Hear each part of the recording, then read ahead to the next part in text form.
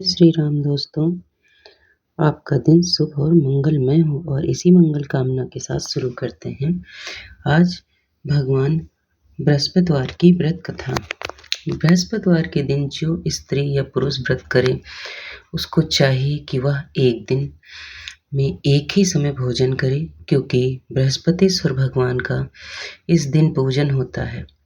भोजन में पीले खाद्य पदार्थ तथा चने की दाल आदि का प्रयोग करें, परंतु नमक नहीं खावें और पीले वस्त्र पहने। भोजन के लिए पीले ही फलों का प्रयोग करें। पीले चंदन से पूजन करें। पूजन के बाद प्रेम पूर्वक गुरु महाराज की कथा सुननी चाहिए। इस व्रत को करने से मन की सभी इच्छाएं पूर्ण होती हैं। तो चलिए दोस्तों, शुरू करते हैं बृहस्पतिवार भगवान की व्रत कथा। एक समय की बात है, भारतवर्ष में एक राजा राज करता था। वह बड़ा ही प्रतापी और दानी था। वह नित्य प्रति मंदिर में दर्शन करने जाता था। वह ब्राह्मण और गुरु की सेवा किया करता था। उसके दरवाजे से कोई भी निराश होकर नहीं लौटता था तथा वह प्रत्येक गुरुवार को व्रत रखता एवं पूजन करता था। हर दिन गरीबों की सहायता करता, परंतु यह सब बातें उसकी रानी को अच्छी नहीं लगती थी। वह न व्रत करती और न ही किसी को एक पैसा दान में देती थी तथा राजा से भी ऐसा करने को मना किया करती थी। एक समय की बात है, राजा तो शिकार खेलने वन को गए हुए थे। घर पर रानी और दासी थी। उस समय गुरु बृहस्पति देव एक साधु का रूप धारण कर राजा के दरवाजे पर भिक्षा मांगने गए। रानी से भिक्षा मांगी तो वह कहने लगी कि हे साधु महाराज, मैं इस दान और पुण्य से तंग आ गई हूँ। मेरे से तो घर के कार्य ही समाप्त नहीं होते हैं। इस कार्य के लिए तो मेरे पतिदेव ही बहुत हैं। अब आप इस प्रकार की कृपा करें कि वह सब धन नष्ट हो जाए और तथा मैं आराम से रह सकूं। साधु बोले, हे देवी, तुम तो बड़े विचित्र हो। संतान और धन से कोई दुखी नहीं होता है, इसको तो सभी चाहते हैं। पापी भी धन और पुत्र की इच्छा करता है।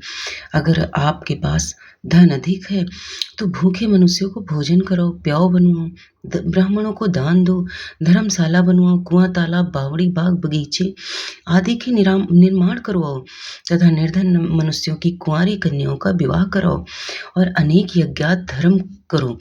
इस प्रकार के कर्मों से आपके कुल और आपका नाम परलोक में सार्थक होगा एवं स्वर्ग की प्राप्ति होगी। मगर वह रानी इन बातों से खुश नहीं हुई। वह बोली, हे साधु महाराज, ऐसा धन की भी आवश्यकता नहीं है जिसको और मनुष्यों को दान दूं तथा जिसको रखने संभालने में ही मेरा सारा समय बर्बाद हो जाए। साधु ने कहा, हे देवी, तुम्हारी ऐसी इच्छा है तो ऐसा ही होगा। मैं तुम्हें बताता हूँ, वैसा ही करना। बृहस्पतिवार के दिन घर को गोबर से लीपना, अपने केसों को धोना, केसों को धोते समय स्नान करना, राजा से कहना वह हजामत करवाएं, भोजन में मांस मंदिरा खाना, कपड़े धोबी के यहाँ धुलने डालना। इस प्रकार 7 बृहस्पतिवार करने से तुम्हारा सब धन नष्ट हो जाएगा। यह कहकर वह साधु महाराज वहां से अंतर ध्यान हो गए। रानी ने साधु के कहने के अनुसार वैसा ही किया। 3 बृहस्पतिवार ही बीते थे कि उनका समस्त धन संपत्ति नष्ट हो गया और भोजन के लिए दोनों समय परिवार तरसने लगा तथा सांसारिक भोगों से दुखी रहने लगा। तब वह राजा रानी से कहने लगा कि हे रानी, तुम यहाँ पर रहो, मैं दूसरे देश को जाऊं, क्योंकि यहाँ पर मुझे सभी मनुष्य जानते हैं, इसलिए कोई कार्य भी नहीं कर सकता। देश चोरी परदेश भीख के बराबर है। ऐसा कहकर राजा परदेश चला गया। वहाँ जंगल में जाता और लकड़ी काट कर लाता और शहर में बेचता। इस तरह जीवन व्यतीत करने लगा। उधर राजा के घर रानी और दासी दुखी रहने लगी। किसी दिन भोजन मिलता और किसी दिन जल पीकर ही रह जाती। एक समय की बात है, दासी को 7 दिन बिना भोजन के व्यतीत हो गए। तो रानी ने अपनी दासी से कहा कि दासी, यहाँ पास के नगर में मेरी बहन रहती है, वह बड़ी धनवान है। तुम उसके पास जाओ और वहाँ से 5 सेर बेझर मांग कर ले आओ। जिससे कुछ समय के लिए गुजर हो जाएगी। इस प्रकार रानी की आज्ञा मानकर दासी रानी की बहन के पास गई तो रानी की बहन उस समय भोजन कर रही थी, क्योंकि उस रोज बृहस्पतिवार का दिन था। जब दासी ने रानी को बहन को देखा और उससे बोले, हे रानी, मुझे तुम्हारी बहन ने भेजा है, मेरे लिए 5 सेर बेचड़ दे दो। इस प्रकार रानी ने अनेक बार कहा, परंतु रानी ने कुछ उत्तर नहीं दिया, क्योंकि वह उस समय बृहस्पतिवार की कथा सुन रही थी। इस प्रकार जब दासी को किसी प्रकार का उत्तर नहीं मिला तो वो बहुत दुखी हुई और क्रोध भी आया, और लौट कर अपने गांव आकर रानी के पास जाकर बोली, हे रानी, आपकी बहन बहुत ही धनी है, स्त्री है। वह छोटे लोगों से बात नहीं करती हैं, क्योंकि मैंने उनसे कहा तो उन्होंने कोई उत्तर ही नहीं दिया। मैं वापस चली आई। रानी बोली, हे दासी, इसमें उसका कोई दोष नहीं है। जब बुरे दिन आते हैं तब कोई सहारा नहीं देता। अच्छे बुरे का पता विपत्ति में ही लगता है। जो ईश्वर की इच्छा होगी वही होगा। वह सब हमारे भाग्य का दोष है। इधर उस रानी ने देखा कि मेरी बहन की दासी आई थी, परंतु मैं उससे नहीं बोली। इससे वो बहुत दुखी हुई होगी। यह सोचकर कथा को सुन और विष्णु भगवान का पूजन समाप्त कर वह रानी अपनी बहन के घर चल दी और जाकर अपनी बहन से कहने लगी कि हे बहन, मैं बृहस्पतिवार का व्रत कर रही थी, तुम्हारी दासी गई, परंतु जब तक कथा होती तब तक न उठते हैं और न बोलते हैं, इसलिए मैं नहीं बोली। कहो दासी, क्यों गई थी? रानी बोली, बहन, हमारे यहाँ अनाज नहीं था। वैसे तुमसे कोई बात छिपी तो नहीं है, इस कारण मैंने दासी को तुम्हारे पास 5 सेर बेचड़ लेने के लिए भेजा था। रानी बोली, बहन देखो, बृहस्पति भगवान सबकी मनोकामना पूर्ण करते हैं। देखो, शायद तुम्हारे घर भी अनाज रखा हो। इस प्रकार का वचन जब रानी ने सुना तो वह घर के अंदर गई और वहाँ उसे एक घड़ा बेचड़ का भरा मिल गया। वह रानी और दासी को बहुत खुशी हुई और दासी कहने लगी, हे रानी, देखो, वैसे हमको जब अन्न नहीं मिलता तो हम रोज ही व्रत करते हैं। अगर इनसे व्रत की विधि और कथा पूछ ली जाए तो उसे हम भी कर लिया करेंगे। जब उस रानी ने अपनी बहन से पूछा कि हे बहन, बृहस्पतिवार की व्रत में चना की दाल, मुनक्का से विष्णु भगवान का पूजन, केले की जड़ से पूजन करें तथा दीपक जलावें, पीला भोजन करें तथा कहानी सुने। इस प्रकार करने से गुरु भगवान प्रसन्न होते, अन्न पुत्र धन देते हैं, मनोकामना पूर्ण करते हैं। इस प्रकार रानी और दासी दोनों ने निश्चय किया कि बृहस्पतिवार का भोजन जरूर करेंगे। 7 रोज बाद जब बृहस्पतिवार आया तो उन्होंने व्रत रखा। घुड़साल में जाकर चना गोल लाई तथा उसकी दाल से केले की जड़ का तथा विष्णु भगवान का पूजन किया। अब भोजन पीला कहाँ से आवे? बेचारी बड़ी दुखी हुई, परंतु उन्होंने व्रत किया था। इस कारण गुरु भगवान बृहस्पति देव भगवान प्रसन्न थे। 2 थालों में सुंदर पीला भोजन लेकर आए और दासी को देकर बोले, हे दासी, ये तुम्हारे और रानी के लिए है, भोजन है, तुम दोनों करना। दासी भोजन पाकर बड़ी प्रसन्न हुई और रानी से बोली, चलो रानी जी, भोजन कर ले। रानी को इस विषय में कुछ पता नहीं था, इसलिए दासी से बोली, तू ही भोजन कर, क्योंकि तू हमारी व्यर्थ में हंसी उड़ाती है। दासी बोली, एक महात्मा भोजन दे गया है। रानी कहने लगी, वह भोजन तेरे लिए ही दे गया होगा, तो ही कर ले। दासी ने कहा, वह महात्मा हम दोनों को 2 थालों में भोजन दे गया, इसलिए हम और तुम दोनों ही साथ साथ भोजन करेंगे। इस प्रकार रानी और दासी दोनों ने गुरु भगवान को नमस्कार कर भोजन प्रारंभ किया तथा वो प्रत्येक बृहस्पतिवार को गुरुवार भगवान को व्रत और विष्णु भगवान का पूजन करने लगी। बृहस्पति देव भगवान की कृपा से रानी और दासी के पास धन हो गया। रानी फिर उसी प्रकार से आलस्य करने लगी। तब दासी बोली, देखो रानी, तुम पहले भी इस प्रकार आलस्य करती थी, तुम्हें धन के रखने में कष्ट होता था, इस कारण सभी धन नष्ट हो गया था। अब गुरु भगवान की कृपा से धन मिला है तो फिर तुम्हें आलस्य होता है।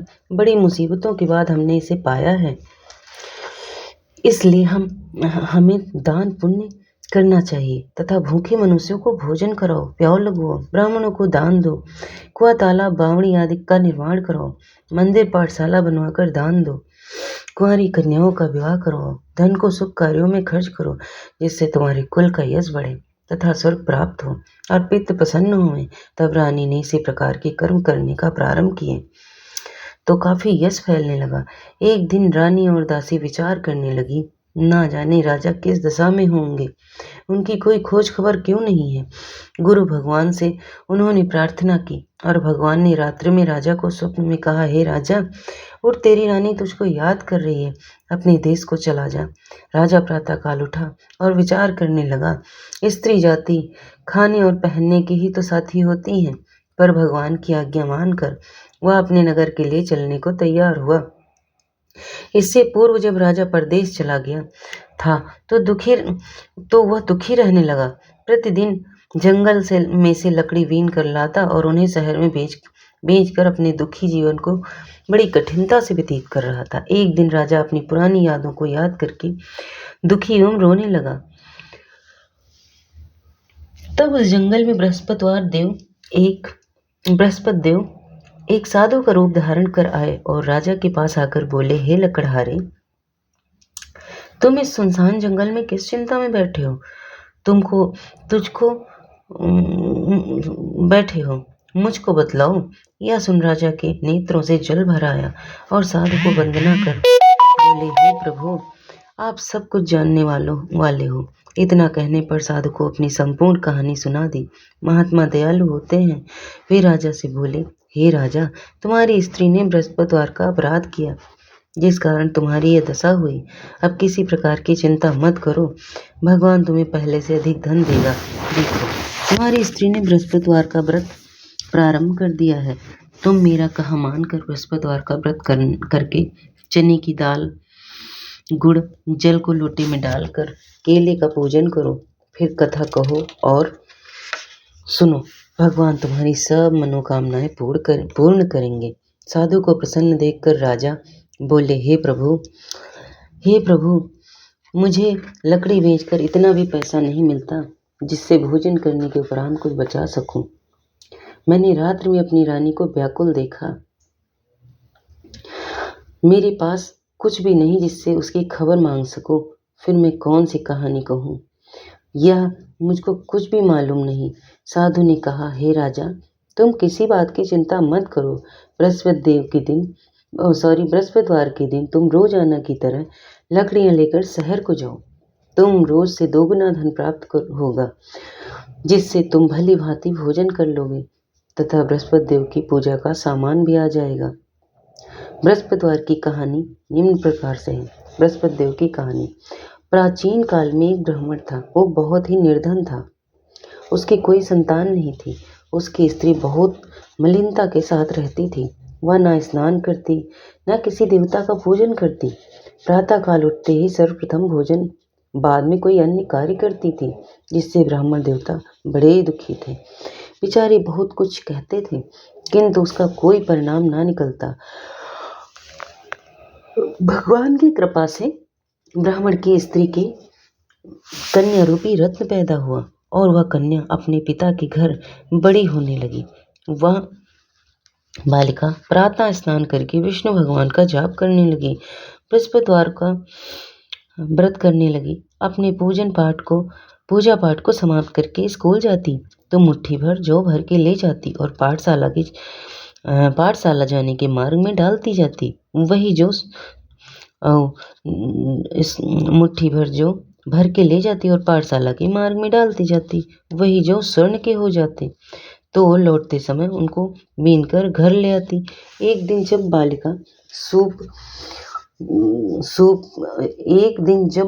वह बालिका सूप में जौ को साफ कर रही थी तो फटक कर साफ कर रही थी तो उसकी माँ ने देख लिया और कहा, हे बेटी, सोने की जौ फटकने के लिए सोने का सूप होना चाहिए। तो दूसरे दिन गुरुवार था। इस कन्या ने व्रत रखा। बृहस्पति देव से प्रार्थना कर कहा, हे प्रभु, मैंने आपकी पूजा सच्चे मन से की है। तो मेरे लिए सोने का सूप दे दो। बृहस्पति देव ने उसकी प्रार्थना स्वीकार कर ली।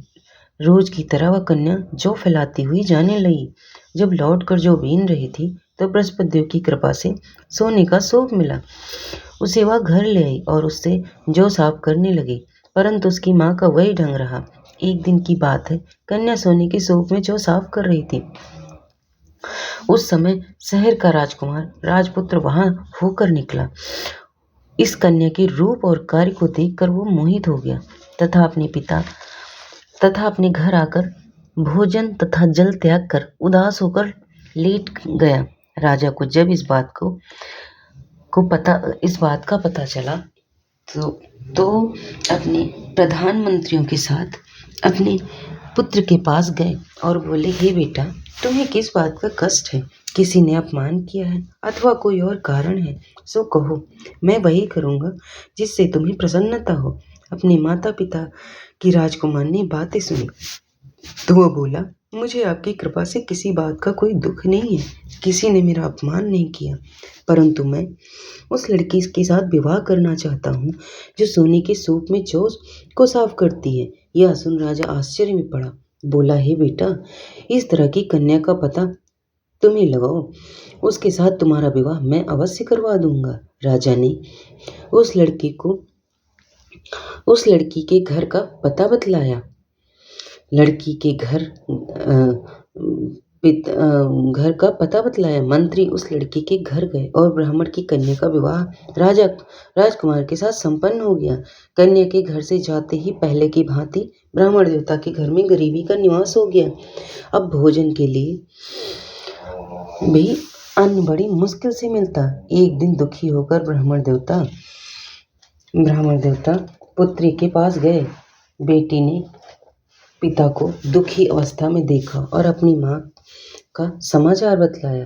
तब ब्राह्मण ने सभी का हाल कहा। कन्या ने बहुत सधन देकर अपने पिता को विदा कर दिया। इस प्रकार ब्राह्मण का कुछ समय सुखपूर्वक व्यतीत हुआ। कुछ दिन बाद फिर वही हाल हो गया। ब्राह्मण फिर अपनी कन्या के यहाँ गया और सभी हाल कहा तो लड़की बोली, हे पिताजी, आप माता जी को यहाँ लिवा लाओ। मैं उसे विधि बता दूंगी जिससे गरीबी दूर हो जाएगी। वह ब्राह्मण देवता अपनी स्त्री को साथ लेकर पुत्री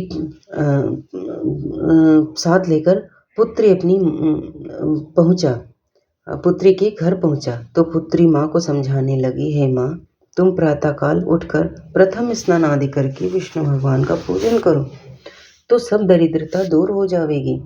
परंतु उसकी माँ ने एक भी बात नहीं मानी और प्रातःकाल उठकर अपनी पुत्री के बच्चों का जूठन खा लिया था। एक दिन उसकी पुत्री को बहुत गुस्सा आया और एक रात कोठरी से सभी सामान निकाल दिया और अपनी माँ को उसमें बंद कर दिया। प्रातःकाल उसमें से निकाला तथा स्नान आदि करा के पूजा पाठ करवाया तो उसकी माँ भी बहुत धनवान तथा पुत्रवान हो गई और बृहस्पति जी की कृपा से स्वर्ग को प्राप्ति हुई तथा उस ब्राह्मण की भी सुखपूर्वक इस लोक में सुख भोग कर स्वर्ग को प्राप्त हुए। इस प्रकार कहानी कहकर साधु देवता वहां से लोप हो गए। धीरे धीरे समय व्यतीत होने लगा। फिर वही बृहस्पतिवार का दिन आया।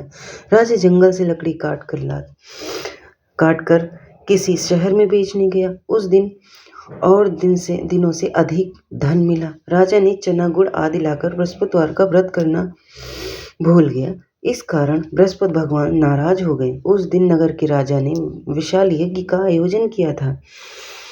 शहर में यह घोषणा करा दी कि कोई भी मनुष्य अपने घर पर भोजन न बनावे तथा आग भी न जलावे। समस्त लोग मेरे यहाँ भोजन करने आवे।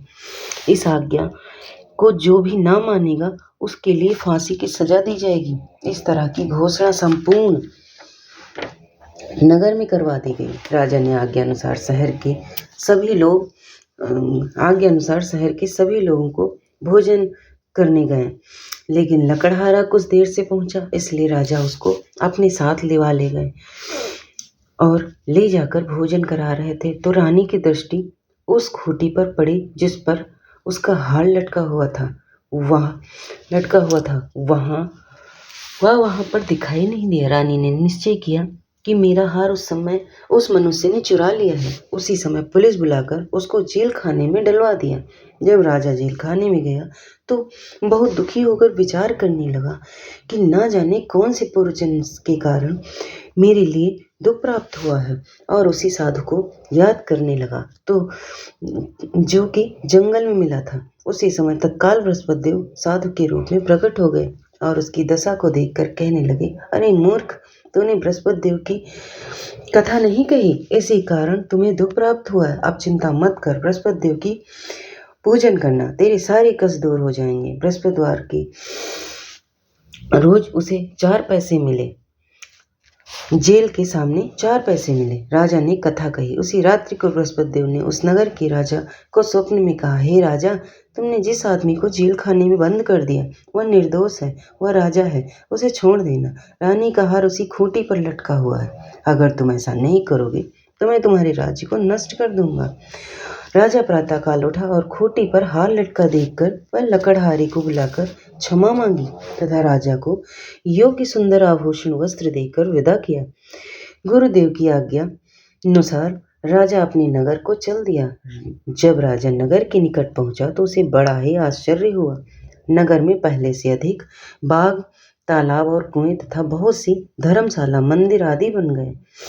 राजा ने पूछा, यह किसका बाग और धर्मशाला है? तब नगर के सब लोग कहने लगे, यह सब रानी और दासी के हैं। तो राजा को आश्चर्य हुआ और गुस्सा भी आया। जब रानी ने यह खबर सुनी कि राजा आ रहे हैं तो उसने दासी से कहा, हे दासी, देख राजा हमको कितनी बुरी हालत में छोड़कर गए थे। वह हमारी ऐसी हालत देख कर लौट ना जाए, इसलिए तुम दरवाजे पर खड़ी हो जाओ। आज्ञा अनुसार दासी दरवाजे पर खड़ी हो गई और राजा आए तो उन्हें अपने साथ लिवा लाई। तब राजा ने क्रोध करके अपनी तलवार निकाली और पूछने लगे, यह बताओ, यह धन तुम्हें कैसे मिला है? तब उन्होंने कहा, हमें यह सब धन बृहस्पति देव के इस व्रत के प्रभाव से प्राप्त हुआ है। राजा ने निश्चय किया कि 7 रोज बाद तो सभी बृहस्पति देव का पूजन करते हैं, परंतु मैं रोजाना दिन में 3 बार कहानी कहा करूंगा तथा रोज व्रत किया करूंगा। अब राजा हर समय राजा के दुपट्टे में चने की दाल बंधी रहती थी। दिन में 3 बार कहानी कहता। एक रोज राजा ने विचार किया कि चलो अपनी बहन के यहाँ से हो आवें। इस तरह निश्चय कर राजा घोड़े पर सवार हो अपनी बहन के यहाँ चलने लगे। मार्ग में उसने देखा कुछ आदमी एक मुर्दे को लिए जा रहे थे। उन्हें रोक कर राजा कहने लगे, अरे भाइयों, मेरी बृहस्पति देव की कहानी सुन लो। वे बोली, लो, हमारा तो आदमी मर गया है और इनको अपनी कथा की पड़ी है। परंतु कुछ आदमी बोले, अच्छा कहो, हम तुम्हारी कथा भी सुनेंगे। राजा ने दाल निकाली। जब तक कथा आधी हुई थी कि मुर्दा हिलने लगा। जब तक कथा समाप्त हो गई तो राम राम करके वह मनुष्य खड़ा हो गया। आगे मार्ग में उसे एक किसान खेत में हल चलाता मिला। राजा ने उसे देखा, उससे बोला, अरे भैया, तुम कहीं बृहस्पतिवार की कथा सुन लो, तुम भी हमारी बृहस्पति भगवान की कहानी सुन लो। किसान बोला, जब तक मैं तुम्हारी कथा सुनूंगा तब तक 4 हरैया जोत लूंगा, अपनी कथा किसी और को सुनाना। इस तरह राजा आगे चलने लगा। राजा के हटते ही बैल पछाड़ खाकर गिर गए तथा उसके पेट में बहुत जोर से दर्द होने लगा। उस समय उसकी माँ रोटी लेकर आई। उसने यह सब देखा तो अपनी पुत्र से सब हाल पूछा और बेटे ने सभी हाल कह दिया। तो बुढ़िया दौड़ी दौड़ी उस घुड़सवार के पास गई और उससे बोली, मैं तेरी कथा सुनूंगी, तो अपनी कथा मेरे खेत पर ही चलकर कहना। राजा ने बुढ़िया के खेत पर जाकर कथा कही, जिसकी सुनते ही वो बैल खड़े हुए तथा किसान के पेट का दर्द बंद हो गया। राजा अपनी बहन के घर पहुंच गया। बहन ने भाई को खूब मेहमानी की। दूसरे रोज प्रातःकाल राजा जगा तो वह देखने लगा कि सब लोग भोजन कर रहे हैं। राजा ने अपनी बहन से कहा कि ऐसा कोई मनुष्य है जिसने भोजन नहीं किया हो, मेरी बृहस्पति देव की कहानी सुन ले। बहन बोली, हे भैया, ये देश ऐसा ही है, पहले लोग यहाँ भोजन करते हैं, बाद में अन्य कोई काम करते हैं। अगर कोई पड़ोस में है तो मैं देख लेती हूँ। वह ऐसा कहकर देखने चली गई, परंतु उसे कोई भी ऐसा व्यक्ति नहीं मिला जिसने भोजन न किया हो। अतः वह एक कुम्हार के घर गई जिसका लड़का बीमार था। उसे मालूम हुआ कि उनके यहाँ 3 रोज से किसी ने भोजन नहीं किया। रानी ने अपने भाई की कथा सुनने के लिए कुम्हार से कहा। वह तैयार हो गया। राजा ने जाकर बृहस्पति देव की कथा कही। इसको सुनकर उसका लड़का ठीक हो गया। अब तो राजा की प्रशंसा होने लगी। एक दिन राजा ने अपनी बहन से कहा कि हे बहन, हम अपने घर को जाएंगे, तुम भी तैयार हो जाओ। राजा की बहन ने अपनी सास से कहा।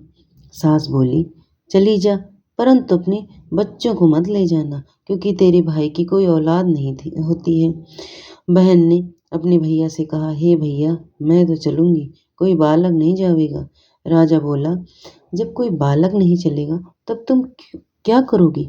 बड़ी दुखी मन से राजा अपने नगर को लौट आया। राजा ने अपनी रानी से कहा, हम निर्वंशी राजा हैं, हमारा मुंह देखने का धर्म नहीं है और कुछ भोजन आदि नहीं किया। रानी बोली, हे प्रभु, बृहस्पति देव ने हमें सब कुछ दिया है, हमें औलाद अवश्य देंगे। उसी रात को बृहस्पति देव ने राजा को स्वप्न में कहा, हे राजा, उठ, सभी सोच त्याग दे, तेरी रानी गर्भ से है। राजा की आवाज़ सुनकर वो बहुत खुशी हुई। 9वें महीने में उसके गर्भ से एक सुंदर पुत्र पैदा हुआ। तब राजा बोला, हे रानी, स्त्री बिना भोजन के रह सकती, बिना कहे नहीं रह सकती। जब मेरी बहन आवे तो मुझसे कुछ मत कहना। रानी ने सुनकर हाँ कर दिया। जब राजा की बहन ने यह शुभ समाचार सुना तो बहुत खुश हुई। तब बधाई लेकर अपने भाई की यहाँ आई। तभी रानी ने कहा, घोड़ा चढ़कर तो नहीं आई, गधा चढ़ी चली आई। राजा की बहन बोली, भाई, मैं इस प्रकार ना कहती, तुम्हें औलाद कैसे मिलती? बृहस्पति देव ऐसे ही हैं। जैसी मन में कामनाएं हैं, सभी को पूर्ण करते हैं। जो सद्भावना पूर्वक बृहस्पतिवार का व्रत करता है एवं कथा पढ़ता सुनता है और दूसरों को सुनाता है, बृहस्पति देव उसकी सभी मनोकामनाएं अवश्य पूर्ण करते हैं। भगवान बृहस्पति देव उनकी सदैव रक्षा करते। संसार में सद्भावना से भगवान जी का पूजन व्रत सच्चे हृदय से जो करते हैं, उनकी सभी मनोकामनाएं पूर्ण करते हैं। जैसी सच्ची भावना से रानी और राजा ने उसकी कथा का गुणगान किया, बृहस्पति देव उनकी सभी इच्छाएं पूर्ण की। इसलिए इस कथा को सुनने के बाद प्रसाद लेकर जाना ही चाहिए। हृदय से उनका मनन करते हुए जयकारा बोलना चाहिए। अब सुनते हैं बृहस्पति भगवान की आरती। तो चलिए दोस्तों, अब बृहस्पति देव की आरती सुनते हैं। जय बृहस्पति देवा, जय बृहस्पति देवा, छिन छिन भोग लगाऊं कंदिली फल मेवा। ओम जय बृहस्पति देवा।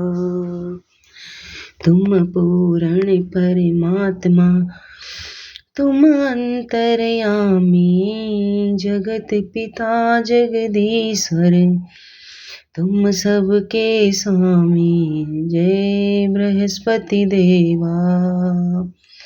चरणामृत निज निर्मल, सब पातक हरिता, सकल मनोरथ दायक, कृपा करो वरता।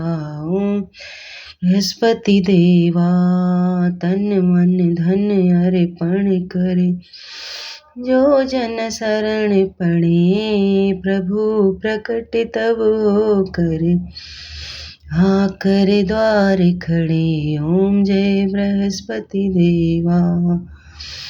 दीन दयाल दयानिधि, भक्तन हितकारी, पाप दोष सब हरता, भवबंधन हारी। ओम जय बृहस्पति देवा। सकल मनोरथ दायक, सब संशय टारी, विषय विकार मिटाओ, संतन सुखकारी। ओम जय बृहस्पति देवा।